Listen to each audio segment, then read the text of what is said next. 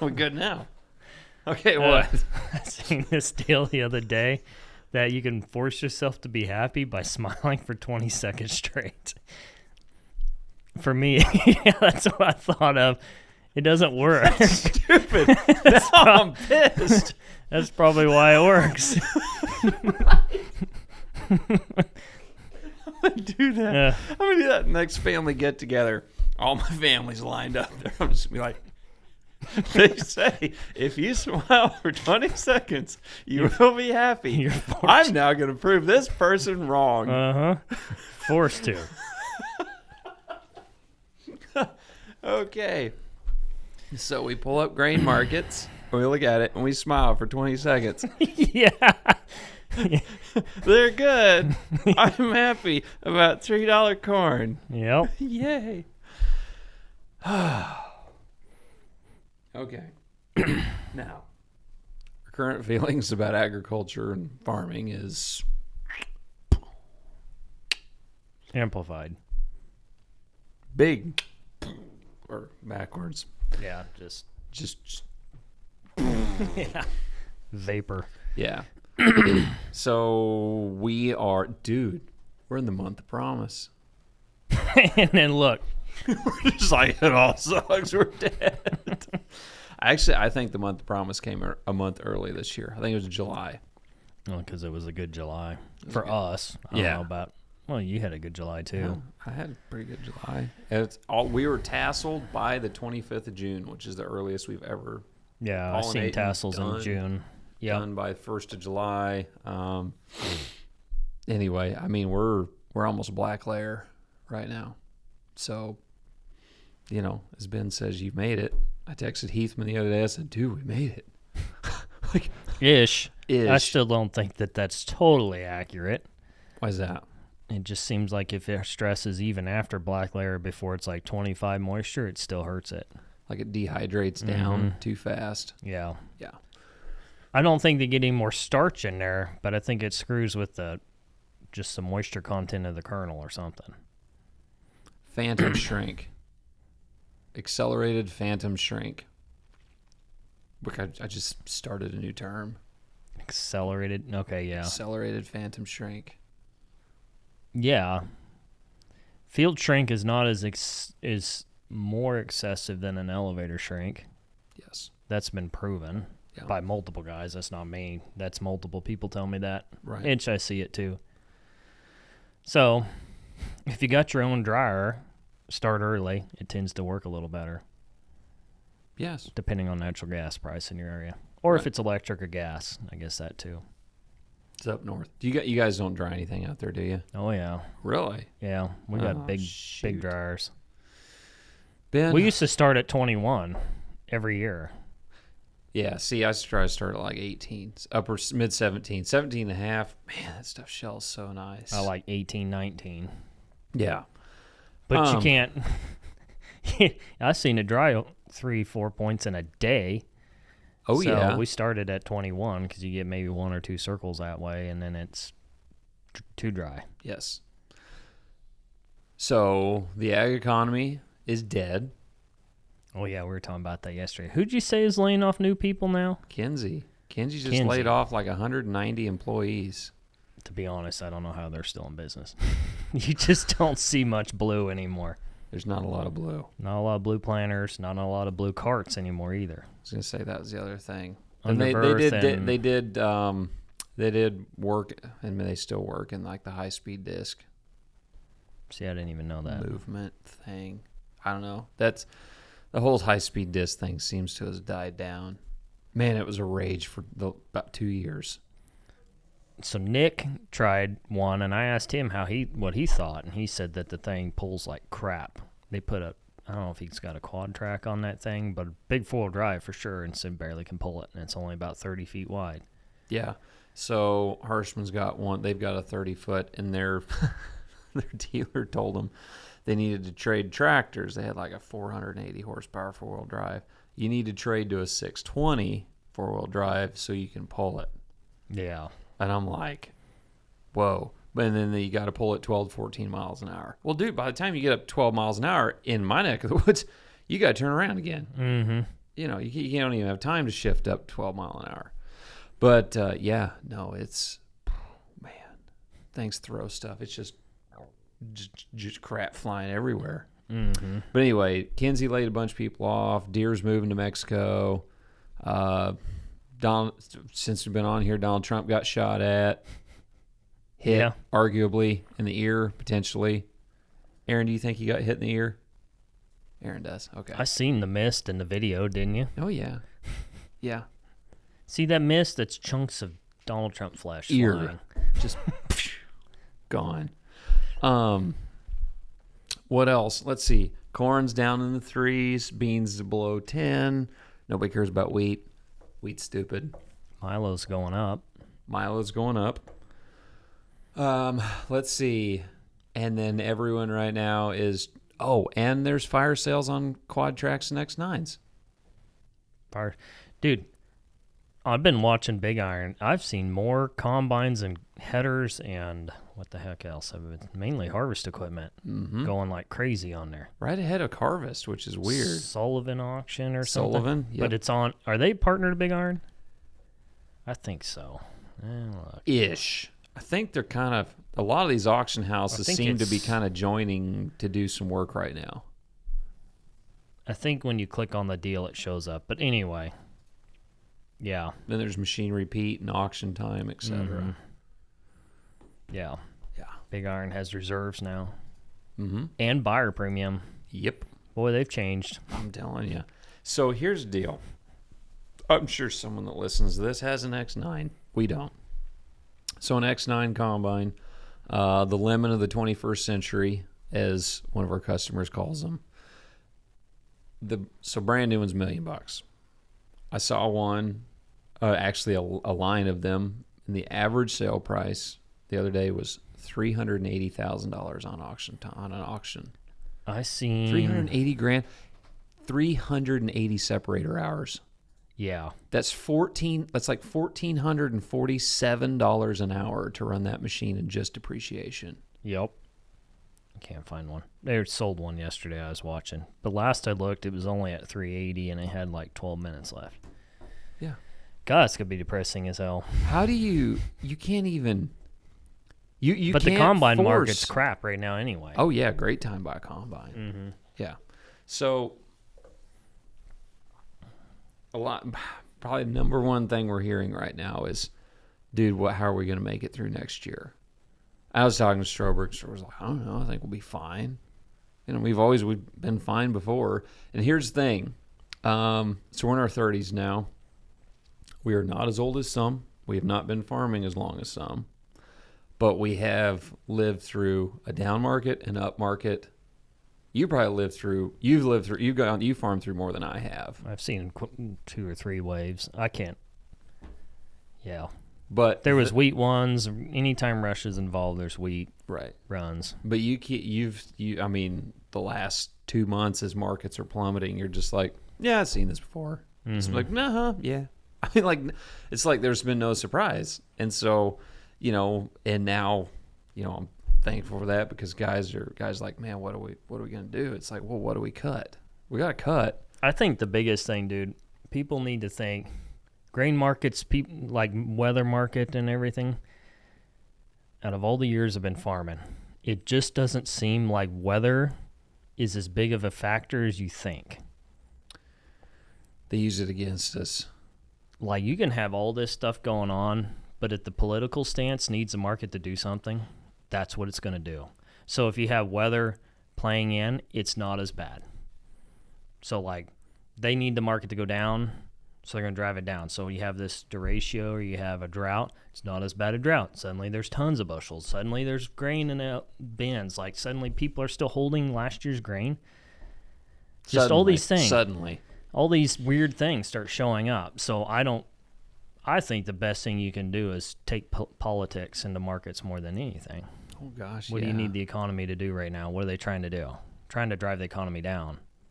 So the U.S. market is a complete commodity market. So grains, oil, all these things, they got to drive it down. If they can drive the supply chain down where the money starts generating, then you can cripple the economy. cripple it back to where it's at least sustainable again and inflation ain't taking off. The thing is interest isn't coming down. Because they're trying to cripple it. Well, they're doing a good job. Yeah. They got to slow it down. Yeah. Look at the housing market. Zillow, if you get on Zillow, you look at a housing market, they have a graph over like the last 10 years of a house. In the last 3 years, they've doubled the house cost. Wow. So they got to stop that. Yeah. Because you're going to break everybody doing that. So they got to cripple the economy. Pickups being $100,000. Mm-hmm. And tractors being $500,000 or more. Mm-hmm. I mean, it's $830,000 for the new quad tracks. Yeah. Yeah. So I think you gotta take that into account, that not some of this stuff is just joke. Yeah. Not saying weather's not real and it doesn't play a factor, but they're not going to count it because the USDA is who sets the tone for the market regardless of what's actually going on. Yeah. Well, that's what you said from the start. It doesn't matter what's out there. It's the only thing. Doesn't matter. Only thing that matters what the USDA says it is. Right, because that's what they trade off of. That's it. If every farmer out there says there's no grain out there and the USDA comes out and says there's grain out there, there's better grain than we thought, yeah, it's going to go down in price. Mm-hmm. Nice. That was dope. So that's number one in down market. You got to recognize when's the time to pull the trigger. Too many people. The worst financial mistake I ever made was hanging onto the market hoping that it would come back. It hurt me far more than anything I did agronomically. So being here now, having lived through that and seeing today where we're at today, how would a guy combat that? How should I combat that? I always used to say the best thing a farm needs to do is give over their marketing plan to a marketer and not make the decision himself. Or get a buddy and tell them what to do and they tell you what to do. That's and you'll be a lot more accurate. That's right. Ben does not listen to his own marketing advice. No. He's too emotionally involved. Yeah. I asked him to say, what do you think I ought to do? Or what do you think a guy ought to do? Well, I think I'd do this and this and that. And I'm like, okay, all right, go ahead and do it. And then pretty good. It's like, dang. That was pretty spot on. Because your emotions play into your marketing too much. Oh yeah, if you're a farmer, got it's to going get Stroby on here to talk about grain marketing. It's like this is good enough. Mm-hmm. This is good enough. Well, they tell you to sell the board if you're happy with the price, and then if it takes off, then buy the board. But we talked last night. You got to have cash flow to do that too. Right. So take that into account. You gonna borrow money to do it at 10%. Yeah. It better be good. Well, that thing goes way But up. I do know of people that are holding grain from last year under basis contracts that are trying to go into the following year, and they won't do it. Yeah. It's like you've lost your butt so bad on that deal, it's ridiculous. Sure. So it used to be, my dad, growing up, always told me, historically, the best time to sell soybeans is May through July. That's the best time historically. Dude, I don't think that matters anymore. I think things have changed to where it's like the months don't even exist. What month? I don't know. I think best time to sell corn's May through June. But by the 15th of June, you better be something priced because that's going to be your high between May 1st to June 15th. ADM has studied this excessively, and they have these programs that price based off of that model, and they're pretty accurate. Okay. The only deal is they price so much a day. So take 45 days divided by the bushels you want to do, and they bam, bam, bam, bam, bam, every day. You'll get the average in that range. So I think if you disconnect from that component of it and actually just price in that window, you're going to price so many, do a quarter or 10% at a time, you're going to do a little better. But the last 2 years, that's what I've been doing. It's been working really well. Yeah. My thing is I've been contracting like say half my APH or a quarter of my APH, and then I get worried. We get these, it turns flooding, drought. It's like, gosh, am I even going to be able to fill this contract? Mm-hmm. And then this year, I did the math last night, I'm over my contracted bushels. Currently, it looks like I'm going to be, at least on corn, well, crap. That you have more bushels? I'm going to have more bushels available than what I have contracted, Mm-hmm. which is good. I don't think a guy should get too worked up about some of that. No, because we focused on how to raise a profitable crop. I mean, we've talked. You said last night we should go back and replay some of the episodes from a year ago. And, you know, how do we raise corn in a $4 market? We had people tell us we were ridiculous. Like, bah, don't worry about that. Well, now it's $3. Mm-hmm. You know, how do we raise corn in a sub $4 market? Or soybeans or wheat?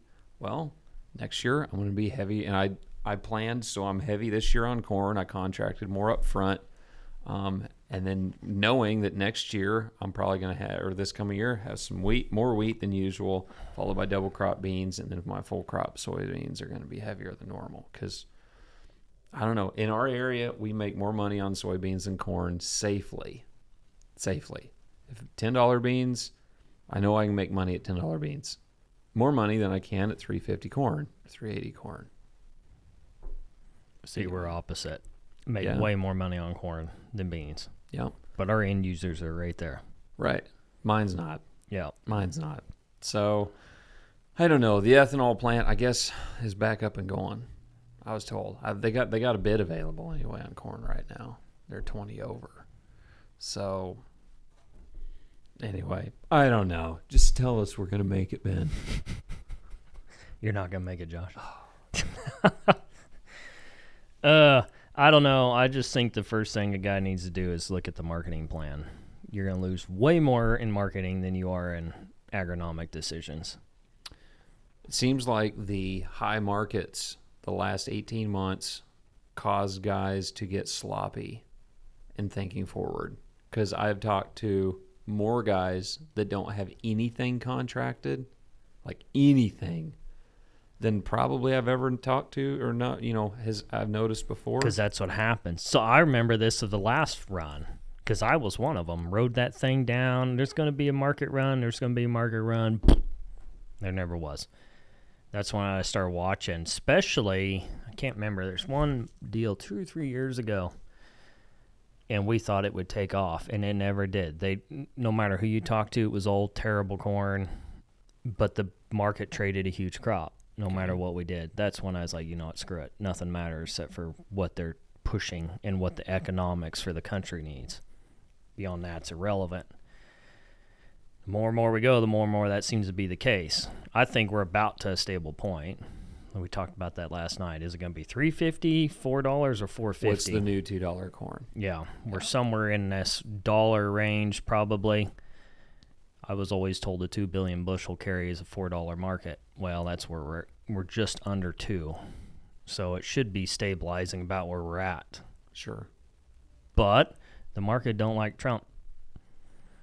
So when Tiberius, I don't know why I said that. Pay attention. The night Trump got shot, Ben calls me and goes, market's going down. He got shot. So markets closed, grain markets closed in the afternoon, had the rally. Trump got shot. Then the markets opened that evening at 7 or whatever. In that time frame, Trump gets shot. Ben calls me, market's going down. I'm like, what? Trump got shot. I know. Market's going down. All right. I've known him long. We've done this long enough. I'm not going to just, okay. All right. Markets open up. Next 48 hours is an absolute bloodbath, like mass death, red on everything. And I'm like, why did it do that? Oh, great Jedi master. He's like, because their markets are afraid that that there's this big revived spirit in America, which there was. People were like really pissed off and like united and we're going to win and everything. And this is before Biden dropped out. He didn't even know he was there, but that's okay. And so Trump looks like Trump's going to win. And, Trump, when his last presidency, grain markets sucked. And he was trying to get trade policy equality, reestablished. essentially. Yeah, bring back tariffs, and we're going to charge these people, and it caused the markets to go down because of lower business from other companies or countries. And so Trump gets back in. He's going to probably do the same thing that he tried to do before, reinstate tariffs and taxes on imported goods and so on and so forth. And so, the markets go down because we're going to have less grain sold on the global scale. Would you say that's a fair summary? Yeah. Okay. Long-winded, sure, yeah. Trump gets shot, grains go down. That's how Ben would put it. And then Biden dropped out, and then I called you that night and said they'd take off, and they did. They came back up some. Yep. Yep, they've stabilized at least. Yep. Because now the Democrats have a chance. Yeah. It was a guaranteed deal for Trump before. Absolutely. Now it's still probably likely, but it's at least not a landslide. I think he went to 80% likeliness to win. Oh, it was crazy. Yeah. Yeah, in 24 now, hours. I'm not sure what it is now, but I'm sure it dropped some. Yeah. Well, so they did a prisoner exchange last night with some other countries, Russia and I don't know, some other people. It was really I didn't watch the video while driving up here. Anyway, so they did this prisoner swap, and Biden was there. I thought Biden was dead, and maybe he's dead. And they just, do you think he's dead? I don't know. I do think they brought in a fake Biden there when he had COVID, because I was like, dude, everyone was like, that is not Biden. Sorry, the dude grew like 6 inches, and he can actually turn his head now. But anyway, but they had Biden at the thing last night, and Kamala Harris and whatever, and of course Biden's walking around like, I'm like, okay, maybe he's not dead, because that looks like the old Biden. Anyway, but I have no idea where I was going with this. But they did this prisoner swap thing. Can you help me out here? He didn't have a clue. I don't know. Anyway, they did this prisoner swap thing. Is that it? Is that all I was talking about? Yeah, there's a swap going on. But it's the weirdest thing. These people are coming down the plane. It was the most, and they see their families, and they're like, I'm like, dude, if I just been sitting in a Russia prison for like 2 years getting tortured and whatever, I'd freaking jump out that jet. The whole thing was kind of weird. That has nothing to do with farming or grain markets. Yeah, I was going to say. Somewhat. I'm waiting for the punchline. Yeah, that's right. That's it. That's it. Josh should be hysterical. Yeah. Check. Ben, how's your corn look? Depends on where you're at. Your best corn. It looks really good. Okay. Dry land or irrigated? Well, obviously irrigated. Dry land's pretty rough in spots. Okay. And your worst corn? Dry land. So, but you had a, I don't know, a couple times this year you've been like, dude, we're going to pull the plug. And I think that's a super important thing of guys learning when to pull the plug on a crop. Because when do we stop putting inputs in? That was Milo. That wasn't even corn. I thought it was corn. No, it was 40 Milo. pounds in? I don't know what you're talking about now. I'm sorry. Pulling a plug, abandoning fields? Is that what you're talking about? You got 40 pounds in on corn. I do on one, yeah. Yeah, and it's good looking corn. That's good looking corn. That's what I thought. Yeah. Man, well, what's that have to do with pulling the plug? I thought you were going to pull the plug on it. He needs coffee or something, Aaron. He's like, Russian gotta feel jets that- and Ben didn't quit. yeah. There's our podcast title. Russian jets and Ben didn't quit. The Russian jets, Ben didn't quit. All right, I don't know. Go ahead. So, we were talking about abandoning a circle of Milo Yes. that we can't seem to pull it out of its stress, no matter what we do. Water it, and one day it's burning up again. Fertility. Yeah, it just won't come out of it. But the reason we didn't pull the plug is because there's a Milo program. And so Milo's taken off. Actually, in our area, Milo's worth more than corn now. Okay. And so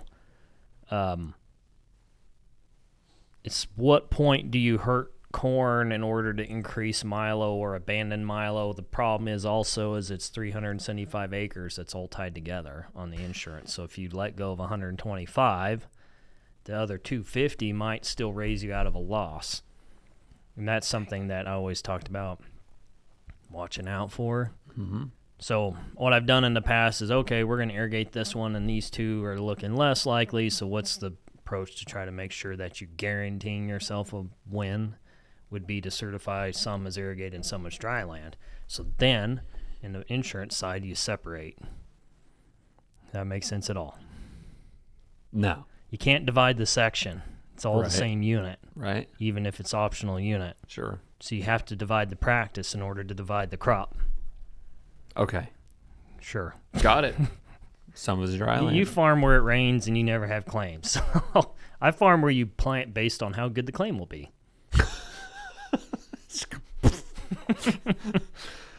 Yes. This is a good idea. This is kind of a good segue, though. Mason posted, I believe it was a customer's soil test. Mm-hmm. And you and I were talking about it, and Stroby and I were talking about it. What's the best thing to do? Plant it and forget about it. Why? You asking me why? I know why. I thought you were going to answer. I your know own what. question. No, this is yeah. No, go ahead. Well, for one, he's in the West. The limiting factor for him is going to be how much does it rain and when does it rain. He's only gotten 4 inches rain this year. When does it rain? Mm-hmm. You can raise a crop on 10 inches. Okay. Corn, really good one, if it rains at the right point. Sure. Rain, get it up, get it nearly tassel, and then rain all the rest of it between that right before tassel to ear fill, and you have great corn on 10 inches. If it all rains in that right time. Sure.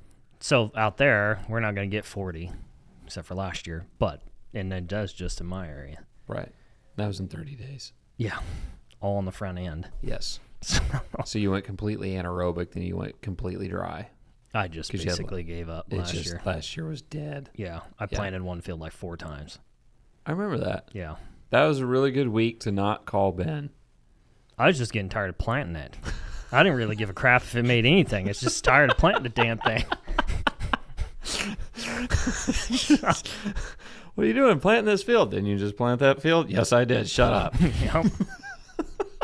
And it was rough. Yes. God, it was rough. Yep. Because the water had run through there, and it was a no-till, but the water had run through there so stinking bad, it still washed gullies. No-till fixes everything. I don't know what you're talking about. Yeah, exactly. I think no-till's great in certain circumstances, but I have a lot that it don't work very good either. Yeah. Yeah, I know.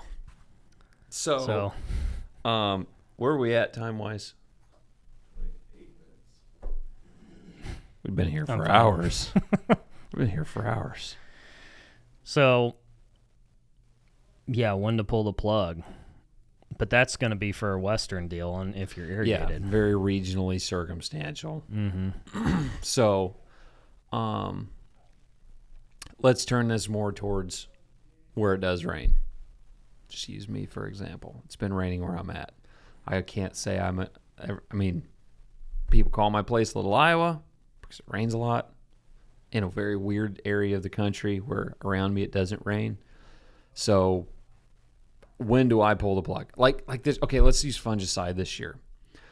I kept asking you and Johnny and Stroberg, and a couple other guys, man, do I run fungicide? Do I run fungicide? Do I run fungicide? His markets are going down and down and down and down and down. I might have to raise more bushels just to pay for the application. And we get to a certain point, we were soft dough, and I was getting ready to run a pass of melted urea, humic, fulvic, kelp, etc., blah, blah, blah. Do I run fungicide? And the general consensus was, no, your plants are healthy. And we had a little bit of common rust, just a tiny bit. I only found it in one field. And so the thing is how do we, and I was worried. I was freaking out. The bridge, I had bridge syndrome. I was standing on the edge of the bridge looking, do I jump? Sam was going to check you in to the hospital. Yeah, exactly. Mental hospital. Yeah, the other one just... The rust is coming, the rust is coming. Floated down the creek. But anyway, I elected not to do it because, as Johnny said, by the time you have enough disease come in to make a difference on yield loss, your corn is going to be far enough along that it's probably not going to actually affect your crop. And if so, it would be, say, 1%. 1% loss. Well, 1% on 100 bushel corn, it's better than that, but... It's a bushel. What? 1% on 100 bushel. Yeah. Is a bushel. $3.83 right now. Doesn't even pay for half the app. Yeah, that's right. It pays for a third, actually. It's $11 an acre. Damn, your guys' app's high. Yeah. But you got small fields. I paid him extra to run 5 gallons an acre. Oh, I think it was an extra. I think he's $9.50 for that sounds about 2 right. gallons, and then if you want 5 gallons, it was an extra $1.50 or something like that. But anyway, and so we didn't run it. And dude, I was out there 4 days later, and there was more rust. I'm like, we're dead. And everyone's like, you're not dead. And so I was thinking, man, do I come back and run a fungicide? Because I'm using, I mean, I was like, I kept disassociating myself from the current market setting. And that was, I was finding it harder to make an actual financial decision that was a correct financial decision with and separating emotion from it. I've got a great looking crop. I've got rust in here. I should run fungicide because that's just what we do. And I had a neighbor that ran fungicide because he saw a plane running across my field. His corn was almost black layer. Mm-hmm. And I found out I had to go through a couple people just to find this out. He saw a plane running on my farm, on my fields, on my corn, and he assumed I was running fungicide, so he called in a plane and ran fungicide on his. And I'm like, and it finally came down. I'm like, okay, don't be that guy. Don't be that guy. I find that a lot of this stuff has been designed around a standard. Yes. So you get these universities or you get even backs, and they're going out there and planting 34,000. You plant 34,000, everything matters because it's overcrowded. You can't supply enough nutrition naturally. You no longer can breathe, so now you have infestations of everything and all these other deals. So then it starts mattering a lot. But how many people plant 34 anymore? Well, in our group, a lot is quit doing that. Yeah. We've gone way down. Yep. Then a lot less matters, even to the point hail matters less the thinner you get because it goes into the canopy further. What leaves you do have actually gather sunlight. The thicker it gets, the worse it is. So for us, we're cutting pop because that's the area that actually increases efficiency drastically to where rust and stuff doesn't matter as much. Now, it blows through there, but also it blows through there daily, keeping it a little less aerated. Mm-hmm. So the more you microclimate the region, the worse it gets. Right. For that. And then it also overloads the biome. The biome can't support it. So then you're pumping more phos and you're pumping more potassium and more N because it can't support it. You've got an unnatural thing going. I don't care if you're soil health or not. You're unnatural. It's not designed to grow that thick because we see corn all the time. Like plant on the end, I've seen 6 years on one plant. Yeah. And that happens all the time. Ethan sent me a picture from last year, came up in memories. I think it was 6 years on a plant. Yeah. I've got to send you one. There's four ears on one node. Yeah. They're stacked on top of each other. That's true. That corn plant will do an amazing thing if you let it. But if you're just going to go in there and do what the seed company wants you to do, then you're going to be spending even more money considering the seed companies develop a lot of the chemistries. Oh, surely not. You're not telling me that chemical companies actually own any of the seed companies. We're going to get shot. Gosh dang it. Oh, well. Well, we get 15,000 popcorn and it'd still do 200. There are people screaming right now that you just said that. Screaming. My best irrigated's 20. Some of my best looking irrigated. It's got 40 pounds of N on it. Yeah. And then I kind of got busy and forgot about it. It looks great. Actually, didn't even spray it for mites either, which is a major thing we fight. The thinner it is, the less likely you are to spray mites. Okay. That doesn't mean don't scout. Yeah. Because someone will be like, yeah, it has BLS in it, bacterial leaf streak. Yeah. And it has, I think, a tiny bit of gray leaf. Do you think BLS can really nail yield? I've never seen it. I've had 300 bushel and it full of BLS, so I thought it was going to kill it. Was that when the leaf turns kind of that orangish yellowy? It looks so much like gray leaf. It's ridiculous. It's very difficult to tell the difference, except for the edge of the lesion.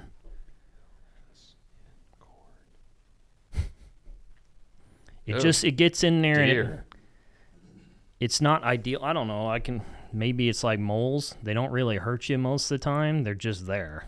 We're dead. BLS is not a problem now. Oh, okay. It doesn't seem to be a problem anyway. We're fine. But you get other ones like Gauss wilt or something. That is a big problem. Yeah. So. Okay.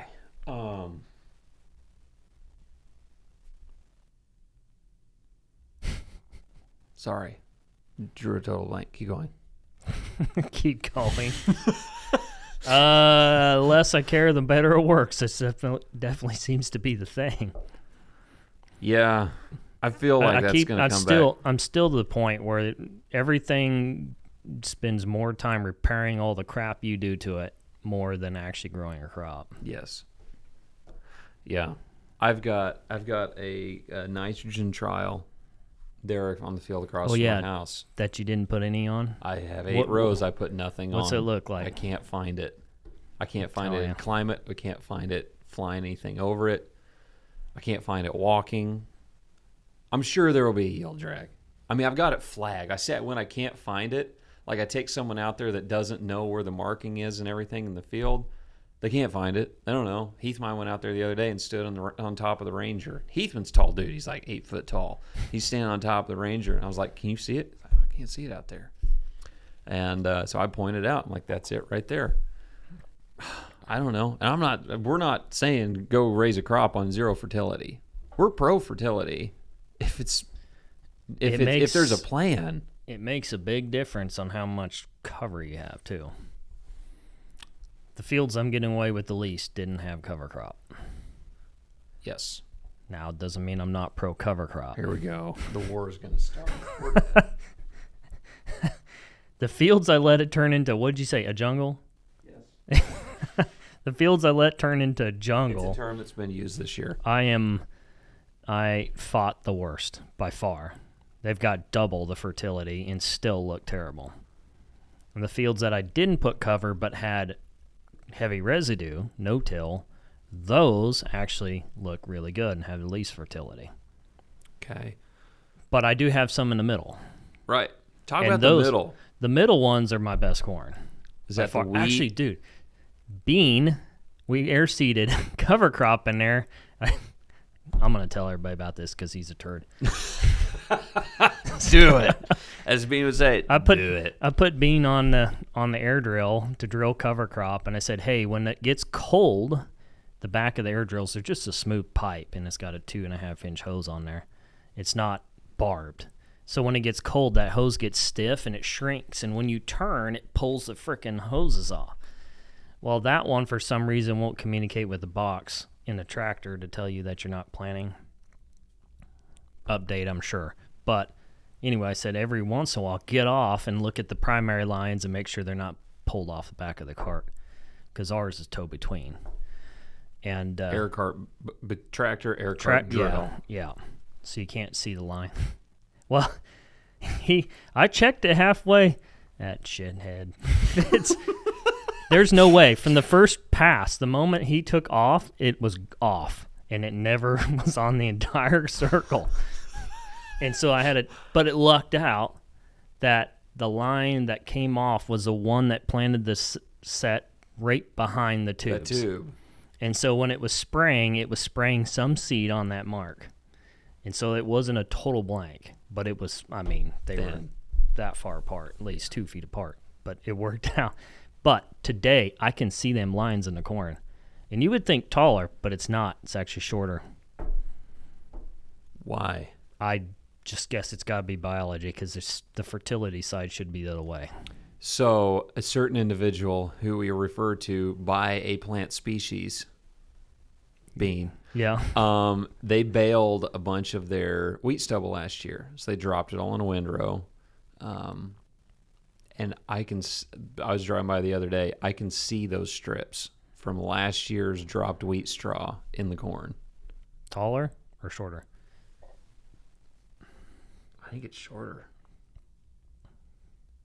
Okay. Anyway, I don't know. That's all I got. You always see some difference for some reason, but yeah, I can see those marks, and it just kind of blows me away because it's not a lot. right. It was very minimal difference because that stuff didn't get that big by the time we killed it. In fact, we planted that corn green and let it come up, get about 6 inches tall before we killed it. Is this the field you VT'd? Yeah. Yeah. Is that your new favorite way to do it? I like that by far the most. Drill wheat thin. Come in straight angle with the VT to make a and loosen it. Yep. This irrigated, and I didn't water it. I planted it in powder. Okay. And then turned the pivot on. Okay. And by far the best stand I've ever had, ever. Mixture of and cover. then I didn't fight the wind problem either, which is a big deal in the West. Because you got the cover there. Mm-hmm. Interesting. And there's something to be we've said got with static guys right charge. now that are like having a midlife crisis because they want to scream because you did tillage, but it was also into cover crop, using cover crop and tillage to make a really nice seed bed and outcome. Mm-hmm. I like You brought tillage and cover crops together. You have done what no man and in still history plant has it been green able to, and still plant green, and that history works has. slick. Yeah, As long you have as done what no man in history has done before. Sure, I applaud guess. you. Congratulations. You strip till into cover crops, so you're doing the same thing. Sucks. I'm not doing it again. It sods out. It does. You got to leave the sod in the ground. Yes. We chop wheatlage and then plant corn in there all the time, and by far my best way is no-tilling it into it. Yeah. Or running a VT, but do not pull that crown out of the ground. No. You pull the crown out of the ground, you fight it forever. You're dead. Mm-hmm. Yeah. Okay. So what are you going to do, Josh, to make money? Oh, wow. Okay. Don't get emotionally wrapped up in the market. I'm going to take my APH, which I'm thankful after this, it looks like on this corn crop is going to be raised. Say I've got an APH of 100 bushel an acre. And here in Kansas, that's not too bad where I'm at. So my APH is 100 bushel. I'm going to plan for 100 bushel corn at probably $3.50, maybe $4. Got some contracted stuff. So, but in that range, that $3.50 range, and I'm going to say, okay, I want to make $100 an acre profit. I'm going to do 100 bushel times $3.50. It's $350 minus $100 for my profit. That's my profit margin I want to be at, and then it leaves me,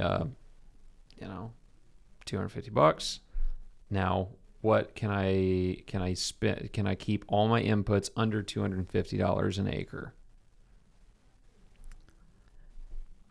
That's my thing is try to figure out how cheap you can raise it per bushel. Yes. So, which is a good way, but a bad way too, because if you sit there and start thinking, oh, I can get 300 bushel, then it goes way down. But it actually, I've never had 300 and ever made more money per bushel than 100 or 150 or 200. No. There's more money at 200 than there is at 300 by a lot. If you plan right. Right, but I don't know hardly anybody that raises 300 bushel that doesn't spend almost as much to get that last 100 as what they're making. I would agree. They do with everything that. under the sun. I've They been do. there. I did that. They do. Every application possible. Mm-hmm. Who was it?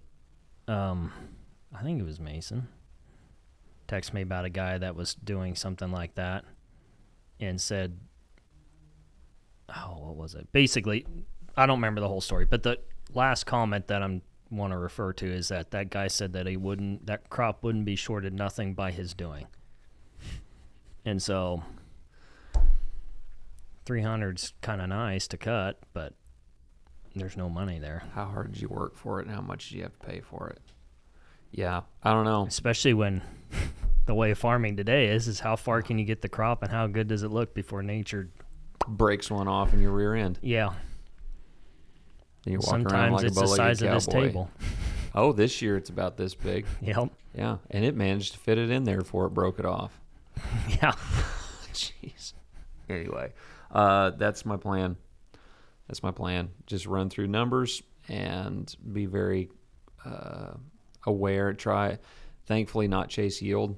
Like a lot of guys this year, I've had conversation with local guys. There's one or two that are still that yield is king. And cost to get there is an afterthought as markets tank, and they just live in a world of denial. Well, because the mentality is you have to put it out there to grow it. Right. And if you think that, then of course yield is king. Sure. That's the reason you're stuck there. Right. And I told him, I was like, dude, I started this year on my high-risk ground, shooting for 100 bushel corn, my mid-range ground shooting for 120, and on my really good dirt shooting for 140. And they're like, that's not that great. And I'm like, well, I know I can raise it. And if I don't, I know my costs are covered by insurance, and I'll still be profitable. It's like so you spent less than you ever have, dropped less than you ever have? Yeah. And looking at possibly the best harvest. One of the best crops we've ever raised. Mm-hmm. Return-wise. And the yield still looks great. Fantastic. I think more guys are going to come away with this year that are going to realize they didn't affect the crop near as much as they think they did, and the crop still grew better than they thought it could. I think there's going to be more guys this fall when combines start to roll. They just shake their head, but I can't believe it's doing this. Mm-hmm. So you can flip the month of promise and the month of reality around if you do it right. Yeah. How many times? So this is a thing in the West. I'm sure there's guys in the East. How much time we got? Not very much. How much is that? I got like 15 minutes left on the clock. Okay, I can make it in fit easy. Or we continue a podcast. Yes. I'm gonna forget. This is a teaser. Okay, don't What did forget. I say? I don't know. See, we already done We're forgot. screwed. Great. See? Way to go, Aaron. It's Tiberius' fault. I remember. Okay. You better hurry up and end it so before I forget. Okay, go ahead. No, we're going to save it to the next one. Oh, okay. Never mind. Okay, we're done. Thank you guys. Like, subscribe, whatever. That's how I am about farm. I'm done. Yeah, I don't know. We're done. I don't even care. It's over. And then it rains, and everything looks great. Yeah, and then I like it again because I'm bipolar when it gets to being like that. I think we all are. Yes, that's true. Okay, anyway. What's a teaser? Without giving it all It's away. It's a mental teaser. It's a mental teaser that I'm not going to give you an answer. I'm just going to make you think about it. Ooh, a brain puzzle. Got it. Okay. Like, subscribe. Thank you guys. Appreciate you. Iowa's amazing. And for the one guy that told me at the field day that, why don't you ever say anything nice about Iowa? Iowa's great. You have great dirt, great weather, great crops. Thank you. I know that. All of us in the West, we know. We call it. We compare everything to Iowa for a reason, because it's not always great, but man, it's more great there than it is here. That's all I have. That's all I have. Now I'm depressed because I don't have crops like Iowa.